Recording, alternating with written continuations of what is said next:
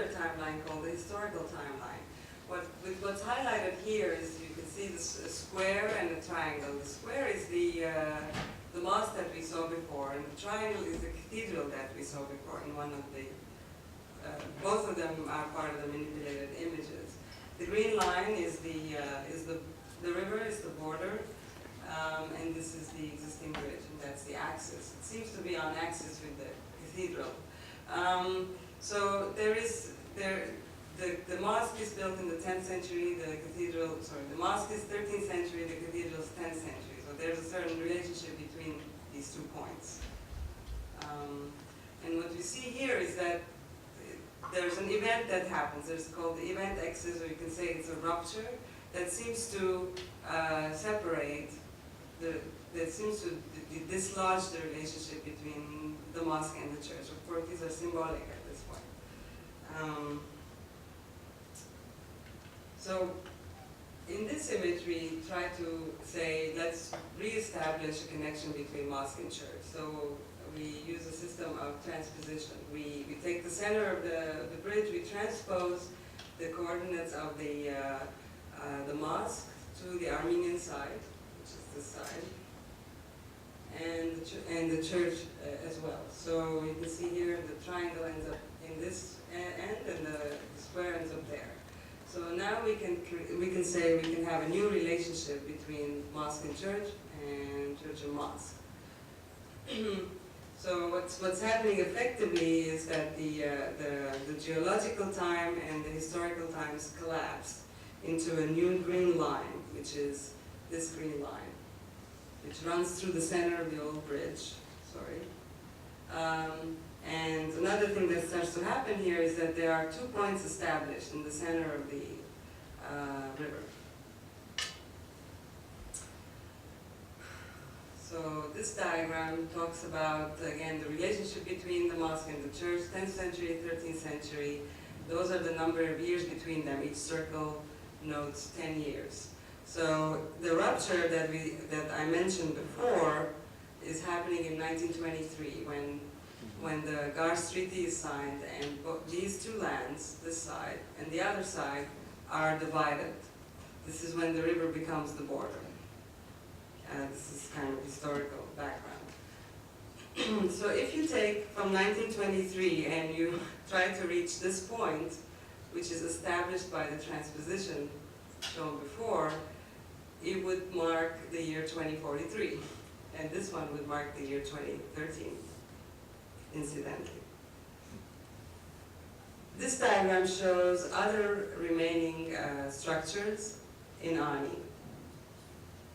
The circles are the other selected structures in Ani. So the same system of transposition, the selected remains are transposed on the Armenian side. And then this is the attempt to reconnect the transposed structures and the existing structures. This leads to perhaps thinking that there is a way to, so one of the ideas here is to create, the transposed areas become holes in the ground on the Armenian side. So then we might have tunnels that lead us to the edge of the river. So the 2 crossing points would be, 2 possible crossing points are still where the church and mosque are. And the other points are not actually crossing points, but they can lead you to the edge of the river. And that's it sort of becomes a memorial on the side of Armenia, not on the side of Ani. There are holes in the ground at the moment. Close-up view. And in this image, snow irritating starts to come.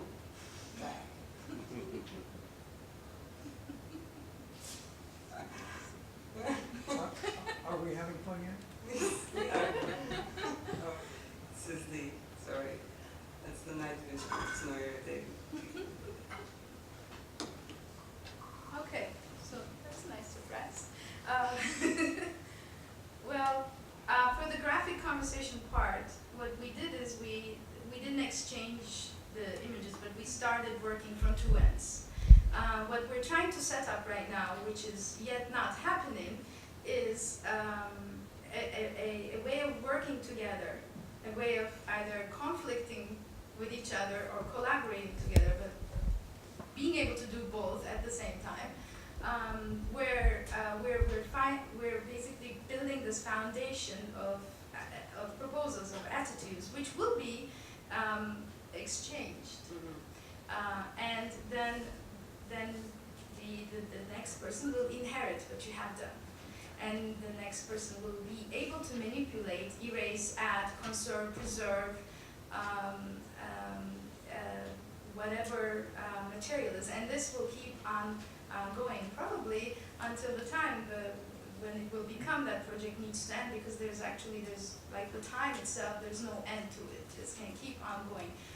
And these are the kind of basic concepts that we're more or less working around. So that's why, as Silva said, the graphic conversation part is not over, because we have done our interventions to the images, but we're going to hand them to each other, and then we're going to intervene on the interventions.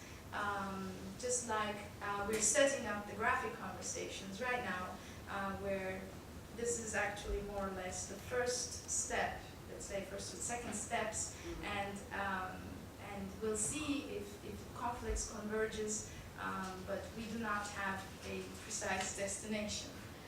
So the first image was one side. We started with one image, and this is the other end where we started looking at it. And just as the initial one was an aerial view, and this one was a photograph where we start seeing the river and the bridge in three-dimensional sections. So this image is flipped, but it's okay. Yes. So, but it is basically it's an analysis of what remains and what is there, and the two sides and the river. So with the section, we can start to see that from the image, we see that there are two banks of the river, but with the section, we see a continuity, because the river, as it divides, it also connects. So it is an investigation into what is there right now. This is another iteration of the same image. And as you see, the first one had one section, and the section of the bridge here. And this image continues with a series of sections. And in here, it's not so much visible, but there is an imaginary, well, an actual borderline, which divides the river that divides the two territories, or the two pieces of land.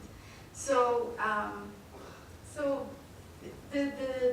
this drawing, in a way, analyzes that line that is neither here nor there, and positions it in sections, and somehow proposes a mechanism that can exist, can float, basically on that very line on the river without being neither here nor there, but facilitating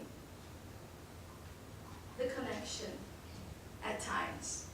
So this is more like a mechanism that can be seen in the small diagrams here, that it can open its arm and touch both sides of the river as it floats.